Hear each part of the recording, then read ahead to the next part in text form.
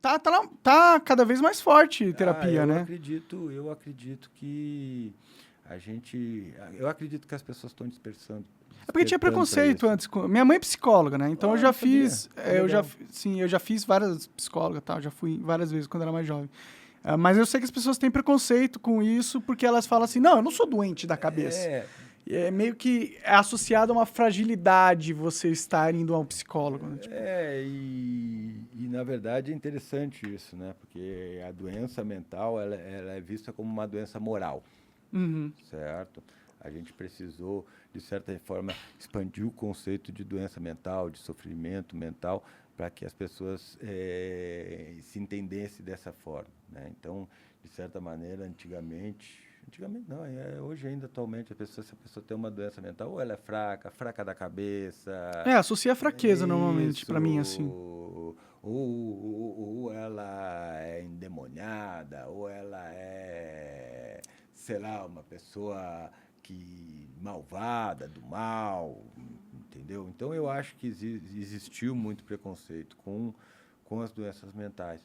Acontece que a gente está vivendo um momento onde esses aspectos que dizem respeito ao sofrimento mental, eles estão prevalecendo sobre outras necessidades, certo? Se você voltar 30 anos no passado, as nossas necessidades eram outras naquele momento, né? A gente alcançou muita coisa e a gente continua se sentindo mal, né? E aí a pessoa diz, pô, mas olha só, cara, eu estou com emprego, eu estou ganhando dinheiro, conquistei um monte de coisa, mas cara, tô mal, não consigo dormir, não consigo mais me sentir motivado, não consigo me conectar com as pessoas que são importantes para mim, não consigo organizar meu tempo, não consigo ter momentos de tranquilidade, não consigo baixar a minha ansiedade. E essa sintomatologia, cara, ela, de certa forma, ela se expandiu muito. E a gente começou também, a partir da internet, a ter mais informação sobre doença mental. Né? E aí, quando as pessoas começaram a ter mais informação sobre doença mental, as pessoas começaram a pensar, pô, mas eu acho que eu tenho isso. Virou até moda ter... TDAH. Tem um pessoal que Sou TDAH. Tem um pessoal que fala muito disso, sabe, cara? Inclusive, algumas pessoas me perguntam sobre isso, assim, digo, você não acha que tá demais agora? Todo mundo tem TDAH, autismo. Não acho que tá demais, não, cara. Acho que tá bem adequado. Mas tem pessoas que de repente estão se autodiagnosticando. Olha, se tem, é um problema, porque para fazer um diagnóstico é difícil. Você precisa de um profissional, às vezes demais de um profissional para ter um diagnóstico. Um diagnóstico é uma investigação que envolve tempo, técnicas e uma diversidade de informação, né? Nem sempre é fácil, né? Alguns diagnósticos duram anos, algumas pessoas vão ficar a vida toda para receber um diagnóstico, certo? Porque diagnóstico em doença mental é um negócio complicado. Mas o sofrimento mental, ele é uma coisa que, de certa forma, ele ocorre de maneira mais generalizada, né? Em determinadas situações são mais complexas e mais difíceis para a gente. A gente está começando a descobrir que a gente pode ter um benefício em uma série de intervenções terapêuticas, como a farmacoterapia, a psicoterapia, para lidar com essas questões, que nem sempre a gente está preparado para lidar efetivamente com o contexto onde a gente está inserido, que é um contexto que mudou muito. Você imagina, cara, você imagina, Monark, aliás, em que momento da minha vida, aos 15 anos, lá em 1986, eu ia pensar que um vídeo, eu ia pensar que eu ia conseguir fazer um vídeo, certo? Mas que o vídeo meu ia ter, sei lá, 200 mil pessoas vendo. Eu não consigo nem calcular esse número na cabeça, sabe, cara? Sim, é bizarro, então, né? É uma realidade... Lota 4 Maracanã, né? Cara, é uma realidade bizarra para mim. Sim. Certo? Então, e isso sem sair de casa. Sim. Né? Então, assim... Você imagina que essas coisas... É uma conexão de alto nível, né? Se a gente pensar que a sociedade é um cérebro, agora os neurônios, eles jogam informação para milhares de outros neurônios mais facilmente, né? E aí, isso que você falou é legal, cara, porque eu vejo a sociedade também como um cérebro, como um sistema de processamento de informação, né? A gente é os neurôniozinhos aqui se conectando, criando um fluxo de informação. Tem uma coisa que é interessante, que eu estava falando com outras pessoas que fazem podcast, que é essa coisa dos podcasts ter um nicho, né? Eles vão criando um nicho. Às vezes naturalmente, sim, né, sim. cara? Traz um cara... E não é naturalmente. Traz um cara que falou sobre outro assunto, deu um monte de visualização, automaticamente você já começa a prestar atenção em gente que está falando sobre esse assunto em específico, é verdade. Certo? Então, você vê, o cara não está mais escolhendo. O cara do podcast. A audiência já está escolhendo por ele. É bom que seja assim. Sim.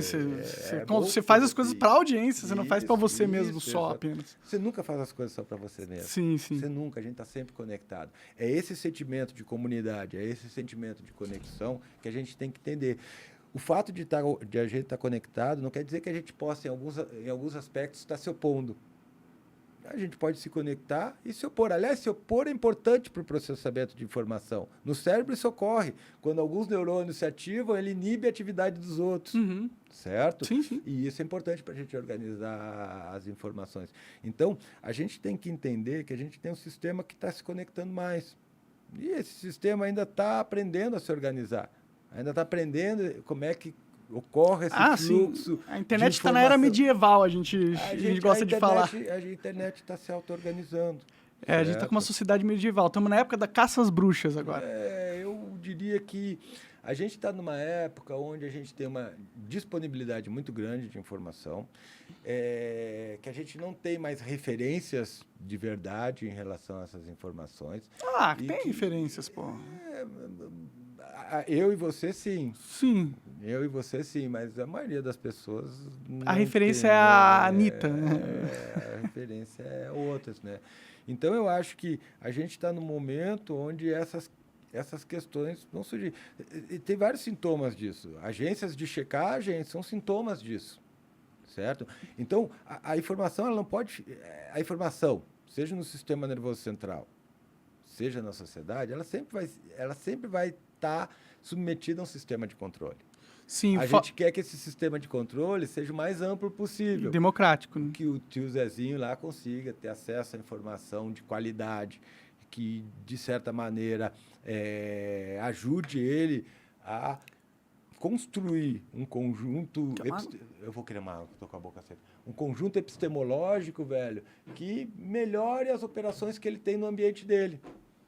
Certo? Então, para mim, isso é importante. Por isso que eu te falo, quando a gente vem aqui, eu, Wesley, ou outra pessoa, falar sobre cérebro, falar sobre sono, falar sobre atividade física, a importância dela para a saúde mental, falar sobre como que, de certa forma, a gente constrói nossa realidade, tudo isso, para mim, é muito mais importante. Porque isso, cara, vai ajudar a pessoa que está lá deprimida e que está... Ou a pessoa que não está conseguindo se organizar, não está... buscar elementos que possibilitem que ela se organize melhor, tenha um melhor desempenho nas relações afetivas. É um fortalecimento do indivíduo, né? A psicologia, ela nasceu como uma forma de controle do indivíduo, certo? E ela também é uma forma de controle do indivíduo quando ela abre esse espaço de fala, que é um espaço onde você tem, talvez, a verdadeira liberdade de expressão. Lá você pode falar o que você quiser. Certo? Sim. Lá você pode falar um absurdo, porque ele é permitido. E por que ele é permitido? Porque não é você que fala. E porque não vaza na internet, né? Porque não vaza na internet, não é você que fala. Sim. Certo? Como assim não é você que fala? Não é você que fala. É tuas crenças que falam. Mas se vazasse para a internet, eles não iam fazer essa diferenciação. Não, mas tudo bem. Mas é que quando você consegue ouvir tuas crenças falando... fica mais fácil de você entender como elas te controlam. Sim. Certo? E daí, quando você entende como as tuas crenças te controlam, você aumenta um pouquinho, assim, teu grau de liberdade. Mas é um pouquinho, quase infinito mesmo. Porque esse conhecimento, ele já vai passar a te controlar. Sim, você muda o grau de controle, né? Você muda os parâmetros do controle interno. Dispositivo de controle interno. A política é mais ou menos... A política externa é mais ou menos a mesma coisa. Pode crer. Você acaba de assistir um corte do Monarch Talks, agradeço demais, mas se você quiser ver o vídeo na íntegra e acompanhar ao vivo todas as transmissões, você tem que ir lá no rumble.com/monarch para não perder nada. Segue a gente lá.